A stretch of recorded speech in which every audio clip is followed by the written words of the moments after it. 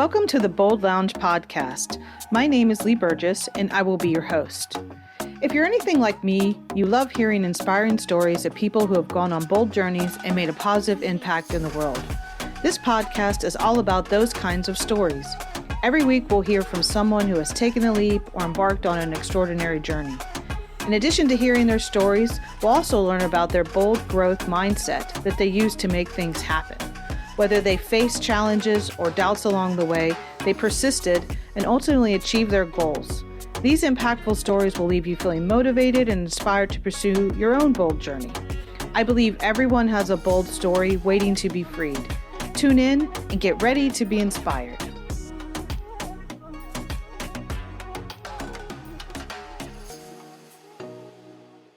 Welcome to the Bold Lounge. Today I have three incredible guests who are going to talk to us today about regenerative communities and where we can start as we're working towards that, whether it's creating a beautiful space or a garden in our home or thinking about maybe buying a plot of land. I've talked to a lot of people recently. They're like, I want a farmette. A lot of people have been talking about that to me, kind of what that would look like and how do they start and sending some of their raised beds and things like that. So I'm excited to get into what bold means. I'm particularly interested in how it creates community when we're thinking about these types of places and spaces that we can build for our families and for the people we love and for our friends that then becomes something even larger. It's that ripple effect of effort and taking the first steps, which many people listening know sometimes being bold, it's just begin. You have to start and take this step. So first, I'm going to let them introduce themselves, and we're going to start with Elisa. Hi, good morning. Thanks so much for having me on. My name is Elisa Arias, and I'm the farm manager of Baja Sage Farm in El Pescadero, Baja California Sur, Mexico. Baja Sage Farm is part of a regenerative community, or what's sometimes called an agri-hood. And we use regenerative growing practices with a focus on soil health. We produce fruit, vegetables, herbs, flowers, eggs. And I also act as a farmer collaborator within our state, collaborating with two different nonprofits. One is focused on food security, and it's called the Alianza para la Seguridad Alimentaria, and also the International Community Foundation. And these are all part of a collective effort to just improve our regional food system. I have a background in teaching, biology, agriculture, and I've lived in Baja Sur for 7 years. Excellent. Thank you. Nice to meet you. Kate. Hi, I'm Kate. I met Jeff and Elisa through their work with the Modern Elder Academy. I was lucky enough to spend Thanksgiving last year studying regeneration with Jeff and Paul Hawken, who has been a lifelong hero of mine. Jeff, Elisa, and I stayed connected because we had each done our own truly humbling work to apply regeneration to real life projects. And for me, that's gardens. Regenerative farming makes a ton of sense, but I don't have a farm. I do have a garden. And I wanted to know what it would look like if we took the best climate and soil science and the best research on what makes a good long life and applied that science and research close to home, like literally at home. Could it be beautiful? Would it make a difference? How hard could it be? My husband and I fully renovated 3 homes inside and out. Total reinvention of the gardens in Seattle's Central District, including the Dearborn Loft House and the Dearborn Cottage. I've done regenerative landscape design for the Seattle Transplant House, Matt's Place Foundation in Spokane, and for a number of other mission-driven organizations. I can't get enough of it. I am also an executive consultant and a serial entrepreneur. I love to build good ideas into businesses and to bring them to as many people as possible. I am so happy to be here today. Nice. Thank you very much. And Jeff, return guest to the Bold Lounge. Yeah, we've met before, Lee, Yes. so we can keep this casual. I'm Jeff. I'm one of the founding partners at MEA, which is the world's first midlife wisdom school based down here in Baja, California, and also opening up in Santa Fe, New Mexico, which is very exciting, where people come to reframe the concept of aging, rethink both what they think about aging and how they might age, and go into the second part of their lives more thrivently. Is that a word? I like it. I think it is now. Yeah. I work with Elisa at the Baja Sage project as well, where we're building a regenerative community. So yeah, that's, I think, lifelong passion for sustainability, regeneration, and so on and so forth brings me to the table. Yeah, excited for the discussion. Excellent. All right. Well, we're going to put Elisa and Kate up to the test for their definition of bold. And we know Jeff's from his previous podcast. So Elisa, we'll start with you. From the perspective of what does bold mean to you? And then based on your definition, when's the first time you remember being bold? Okay, sure. I kind of love this question. To me, being bold is really risk-taking. You have to be courageous if you're being bold, and that can be very individual. I think you're going against the status quo in some regards. And then I think to take it further from the lens of a woman in particular, being bold is often challenging the patriarchy, taking up space in rooms and in industries that are usually male dominated. So I think that's my definition. Okay. I think the first example of me being bold was when I quit college. I went to university for 3 years at a fancy, expensive private university in San Diego, where I originally had a 2-year academic scholarship. But once the scholarship ran out, I was limping along financially, trying to make it work. And I had to just stop, which was very alarming to everyone I knew. But it all worked out. I ended up, working for a few years, saving money, went back to school and got 2 degrees after that. So yeah, so you kind of went against the convention of what was expected of you, right? People expected you to keep going and go into debt, and you're like, time out. Like, this isn't working. So a bold move there. And then you're actually a woman in farming, which I would assume that most farmers are not women. Is that a good assumption, or is that accurate, saying that you're probably a minority within the farming community? Yes, for sure. And, I started in the life sciences, which is very largely male dominated as well. Right. So yeah. I feel like I've been in male dominated industries for a long time. Yeah. So you've been living your bold life for a while. Okay. So excited to jump into that. All right, Kate, what is your definition of bold, and when's the first time you remember being bold based on your definition? A lot of similarities with Elisa. When I hear the word bold in the context of a life, it means 2 things to me. The first part is that the action or the intention is sovereign. It is high fidelity to what is true for me. And the second is absolutely what Elisa said, this presence of public risk, that taking this action is a visible departure from what seems normal or secure, whatever the heck that means. Yeah, really. I experience something as bold when it requires moving towards something that I care about in the face of the possibility that it might not work. Yeah. That I might lose belonging or money, or I'm actively diving into arenas where I am going to be challenged and may come through it needing to change what have been important, closely held beliefs for me. Yeah. It might not work, right? There's a high probability of failure usually when we're being bold. Yeah. I think there's a myth that people think that it's just like being careless and jumping and not looking before you leap. It's very, very thoughtful and pragmatic. It's the opposite of that, honestly, So usually we're very thoughtful about making our bold moves, and we potentially could have been thinking and planning it for a bit, or we just decide this is it. I know this is the right time. I'm taking that chance. When's the first time you remember, based on your definition, living that bold life? The very first time is a long time ago. I have always struggled with the question of like, what are you going to be when you grow up? Mm-hmm. When I was little, I took that very literally. I used to respond, Frank Lloyd Wright or a farmer or both. Frank Lloyd farmer. People were like, you can't be Frank Lloyd Wright. But I didn't really have a concept of it then. I was like, no, that's what I'm going to do. Yeah. I told my nanny she could drive the tractor on the farm. Nice.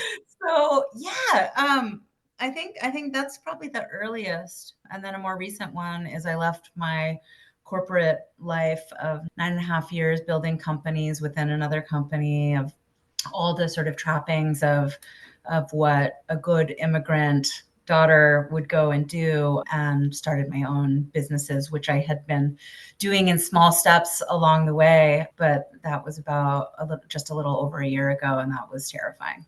Okay, definitely a bold move for sure. Yeah. I can relate to that. I quit my job without having a job in 2020 in the middle of the beginning of the pandemic. So, yeah, Wow. so some bold moves being made among this group today. So, when you think about your roles now and what you're doing in your world, kind of talk to me a little bit about the first steps that it takes. So, like, I think, Jeff, you and I talked about regenerative communities, and that's kind of the big picture. That's the end goal, right? In a way of like bringing together the resources, the homes, the land, the things that come from the land, how we take care of it. And again, I'm the novice in this group of that, but that's kind of the goal, which takes multiple steps before you get there. And some people might be thinking, that sounds great, but that sounds really big. And so we have, an expert in the farming area, the agri-hood. I love that.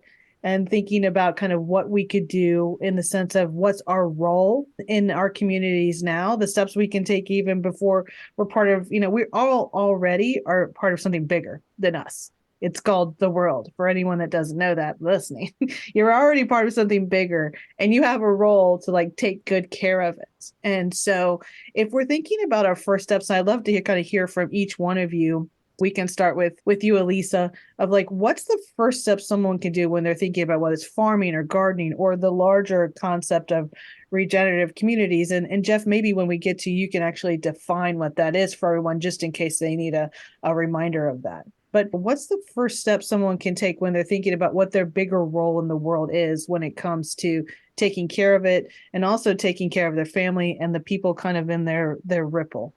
One of the reasons that we do the regenerative farm and a regenerative community is reminding people that we are nature, that we aren't in fact separate from nature, but we are a part of it. We're connected to it. And often in modern society, we sever ourselves from it, or society severs ourselves from it.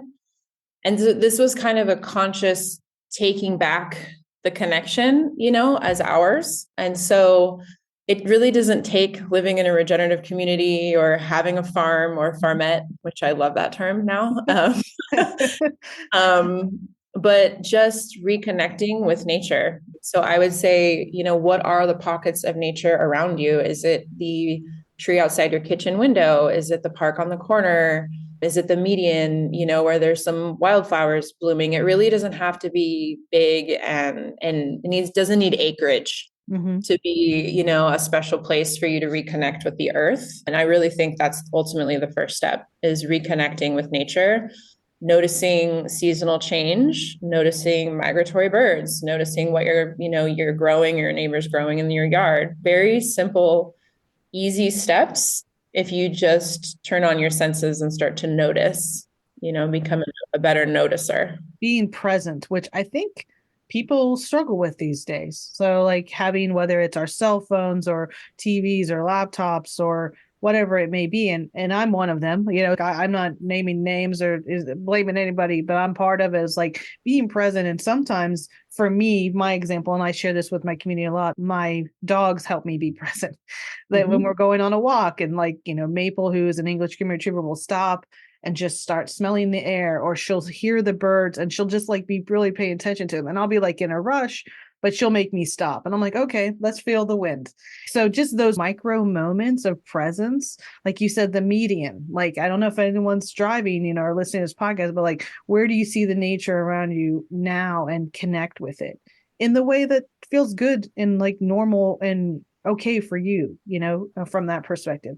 And I think just begin to notice. It sounds like that's the key when it comes to what you're thinking, Elisa.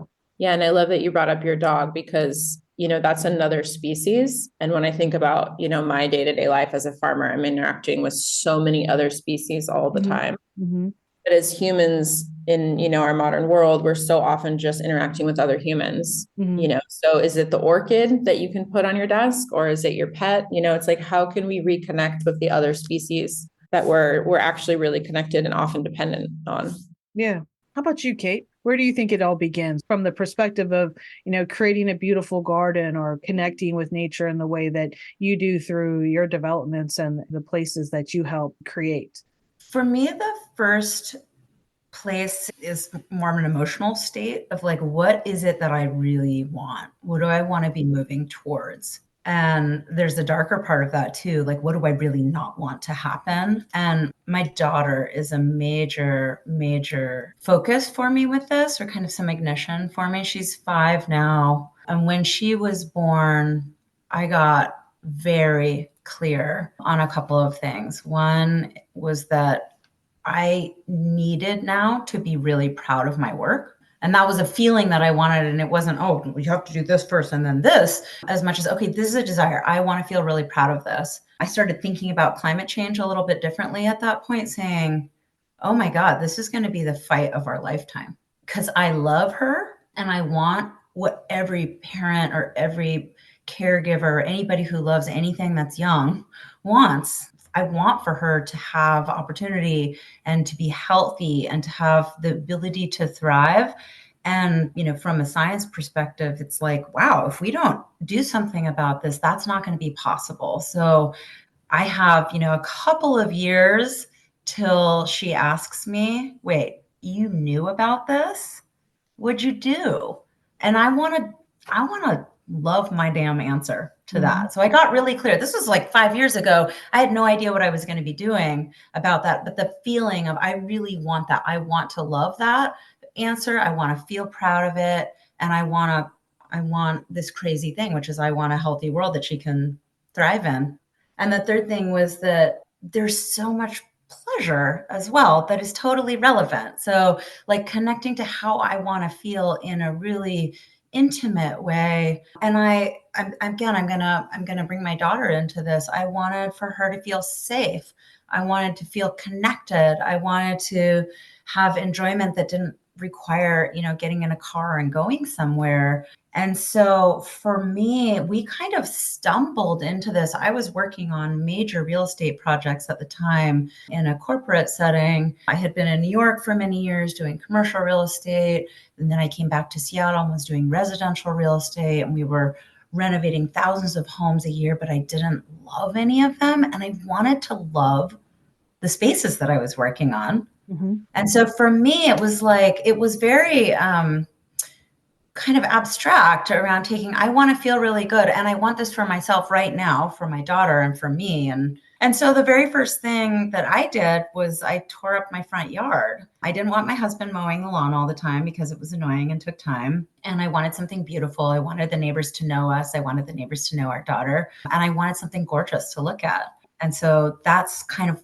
what started it for me. And then we started saying, okay, how would we do this? If we wanted to say, let's take climate change. This is science. This is a solvable thing. How do we take this and do something at the level of our house? And so we started renovating this 97-year-old home that we live in and made every decision based on climate change and on the science of longevity, because I'm a humongous nerd.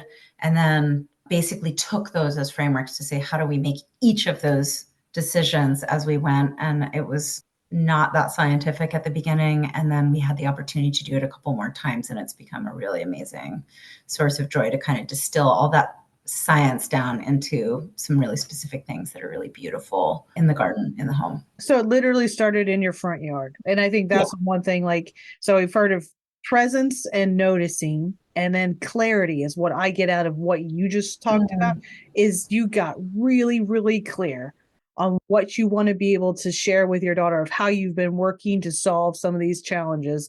And so when she gets to that age, she says, you knew about this, what have you been doing? And you can say, here, let me show you. And actually you've been part of it.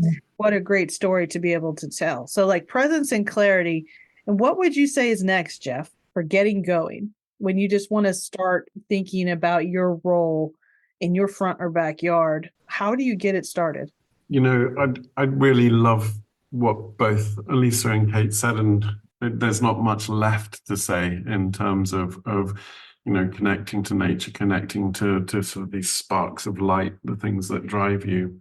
I think for me, one of the surprising things is the word regenerate itself. So the word regenerate is really about how do we bring something back, right? And fundamentally, it's about how do we bring something back? And I think that starts with you. What is it in yourself that you want to bring back? What is it in your life or in the world that you want to bring back? You know, Elisa talked about these sort of deep natural connections. Kate talked about sort of future responsibilities to her children and her family. Legacy. Our legacy. And for me, it's always been, I have just a fundamental belief that the thing that makes my life good, the thing that I personally thrive on, and that I now have found out that human beings thrive on, is community, being in community. There's a loneliness epidemic that's spread through the United States and then on into the world.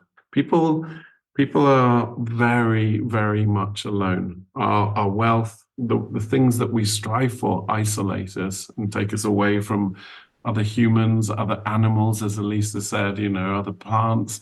We're disconnected and increasingly disconnected. And so for me, the first simple step in regeneration is kind of the regeneration of yourself. What are the things that you long for, whether it's for your family or whatever? For me, it was to be in community. For me, the seed that made all of this worth doing was to be around other humans, for my kids to be around other humans, to be sort of in a natural environment, eating well. So there was this sort of hierarchy of needs, but at the bottom, at the base for me, the kind of the key ingredient that was going to make it better was being in community and not having to do all of this on my own. So that was kind of the first step for me. And, you know, gosh, you can develop a community. We're building homes and a farm and all the things, or you could just buy a bigger dining table and invite people around. You know what I mean? It's like, how big is your table might be the first question. And one of the things I love about this work is that I love what Elisa said as well, it doesn't have to be big. It can literally be changing the size of your dining room table. It can literally be changing the composition of your personal garden, like Kate did, and just learning about that. Yeah. So there's a lot of people trying to create community. And it's something that actually got asked of me this week. And I want to say like a membership or those types of things. That's when I say community right now, which I think is also a way to kind of kickstart relationships or get down to like taking off some of the things that can be, whether they're titles or names or things that define us, which really don't define us, right? Like, you know, our education or where we worked for 100 years or how long we've been doing something. Sometimes it's a challenge for people to even introduce themselves without stating where they work in their title, which I think is a challenge. That's a problem.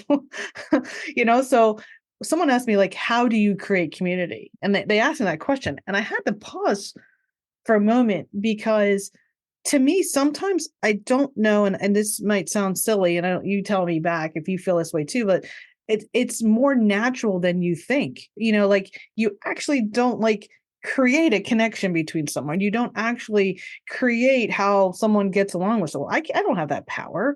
What I can do is create in something you all have said in some form or fashion, the space for that connection to happen. And I think the space can be your table, the space can be your community center, the ballpark, the church, like it could be wherever that space is. And I think sometimes people think, oh gosh, that's just too big. And I love that we're talking about creating the spaces. So what do you think are some of the ingredients to creating the space where people can come together and create that magic that is community, that actually is the people? It's not me. I'm just creating, that's why I say the space for it to happen in a way that I hope feels good, feels natural, feels special, honestly, in some form or fashion. So curious on anyone can jump in here, like, what are the ingredients to creating the space? There's a wonderful quote, this idea of love and connection wants to happen. So all you have to do is remove the things that get in the way. Mm-hmm. To take away the blocks in a way. And some of that, really speaking very practically at our house, is we spend time outside in the yard. we say hello to people, which I'm in Seattle, and Seattle's notorious for this thing called the Seattle freeze, because they come here and people are nice, but they're not really open and welcoming. And so my husband and I just said, okay, we don't want our house to be like that. We want our house to be a really warm place where people just come and go all the time, and it's great. And when I go out on the street now, I get hollered at by all kinds of people driving by, friends, other folks that we've done work with. Our neighbors all know us because we know them. Because happiness likes company. Yeah, just say hi. Yeah, you attract it, right? So you, by saying hello, and at first I'm sure you started saying it, which I've been there, like, hi, how are you? And then no one answers, and you're like, okay, I'm gonna keep going. Yeah, it's catching on. I'm a huge introvert, and so I'm a noisy introvert, but I'm an introvert. Yeah. And so I use beauty to do that for me. Like, I planted all these beautiful bulbs, which are really easy. You stick them in the ground in the fall, and then you just wait. Mm-hmm. And in the spring, they're coming up and they're beautiful. And when we did this, people changed their walking routes. So they were walking in front of our house to see what was going on. And we met all these different neighbors because they noticed that different, things were coming up, and they would stop and they would ask. I've had people come up and knock on the door to say, what is this flower? It is so beautiful. And so that kind of a thing. I had one neighbor that was alone. She was living alone during the pandemic, and she would write these little notes to me and like draw little pictures of the flowers that she liked and leave them taped to the stairs by our door. And then I would leave her a little note because she was up so early. We didn't actually see each other a lot of the time. So just things like that of saying, okay, make something that is a little bit more than you have to do. And people feel that as an invitation. So a front yard is really important for that. I think it can be a very strong signal. Beauty is safety. Beauty is an invitation. And we also put chairs in the front yards of all of our homes. And it is a totally different vibe that people see that there's a chair there. They see that you're going to be out there, and it creates an openness when they do come by. Yeah. I know you've been to New England, right? So I know you've freezing. been to Boston. Yeah. I know you've been to Boston, and the gardens that they have down in Fenway, in the Back Bay. So you actually have to apply for the garden plot, which is very, very small.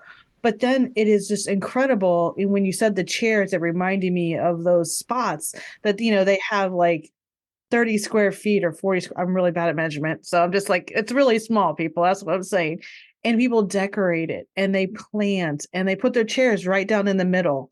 And then it becomes a social spot in the summer. Totally. Because people it's almost like you're, like on a walking dinner party. You know how you go place to place to place? It's like a walking garden party. People are walking through and talking to the people. Well, what are you growing there? And what do you do? And then some people buy 2 or 3 and they combine them, and it's like a backyard. It's just an incredible, like when you were talking about that, I was visualizing that in Boston, and it becomes a social space, right? A place for conversation and interaction and questioning and getting to know, like, what's that about?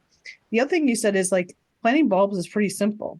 As long as you plant them the right direction. One year I planted all my bulbs the wrong direction.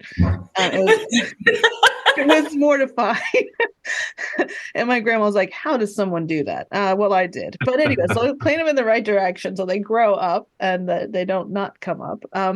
But what's interesting is you did do something. Like, you planted them. You had the intention of what they would be. They did that kind of magic of the growing. But you watered them. You planted them far enough apart where they could grow. There's thought that goes into it. So I think when I'm thinking about what we're talking about, creating this space, is like there is thought, and then there's nurturing that happens.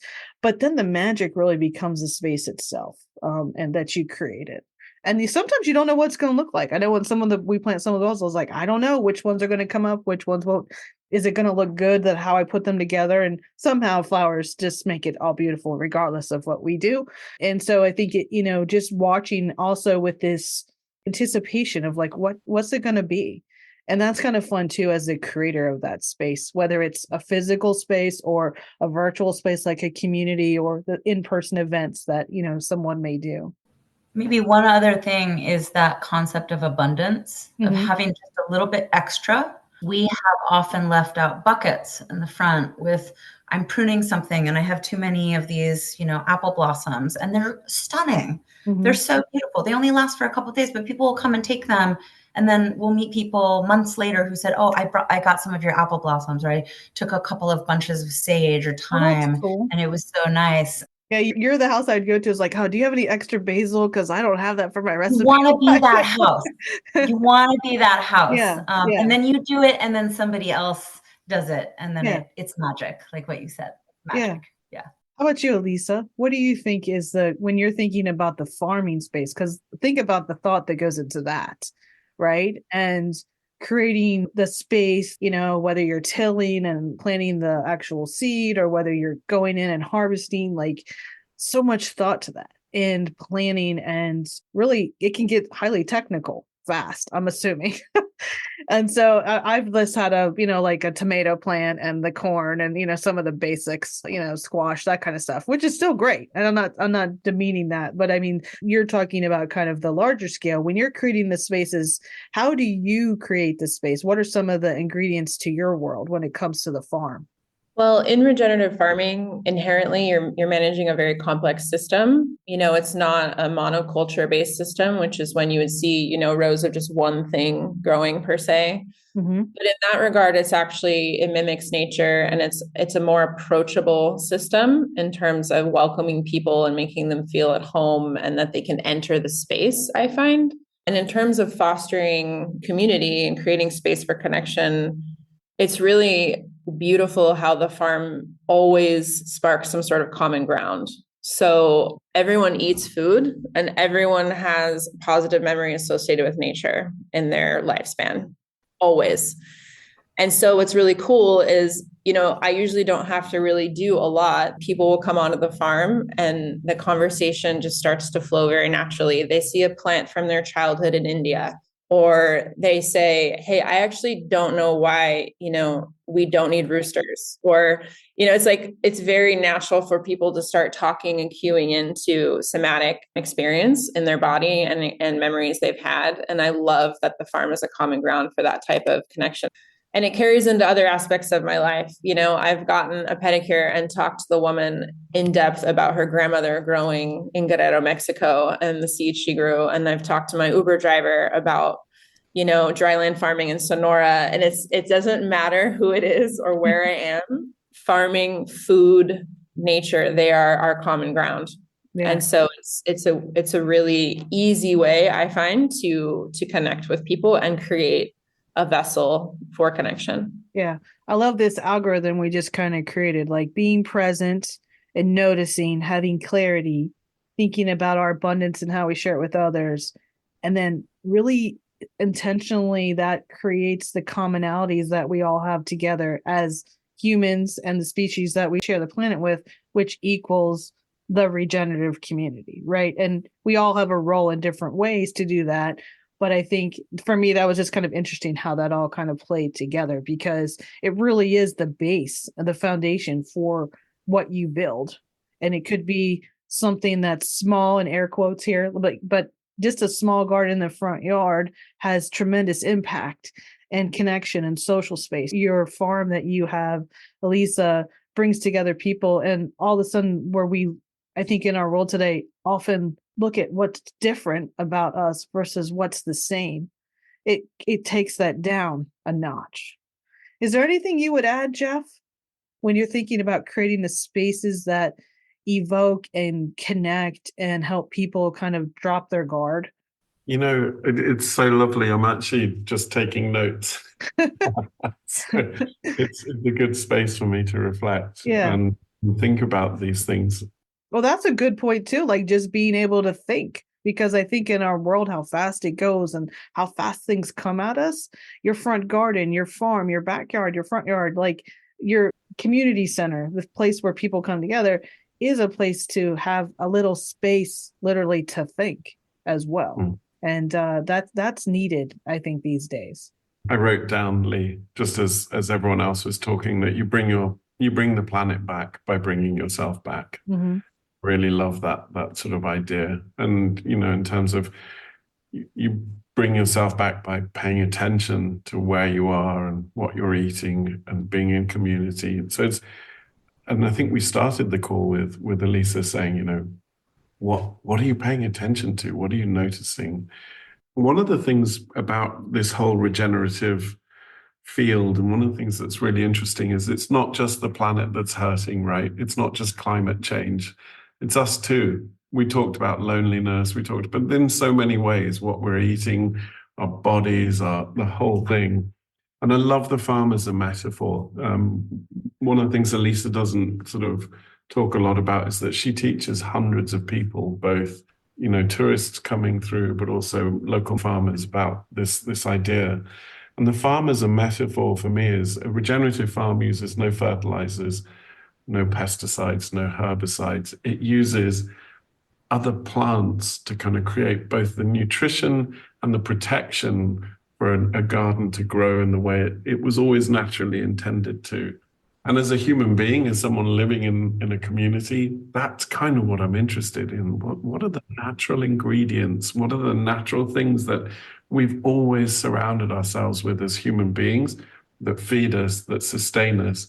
And a farm is not only a metaphor, it's the stuff we eat, right? It's the things that come out of our soil. It's the things that we put into our bodies. And so it's both a metaphor that teaches, but also an environment that supports us. And Kate, your garden the same, right? The things that you're feeding people, whether it's beauty or food, that's where the density of this regeneration comes from.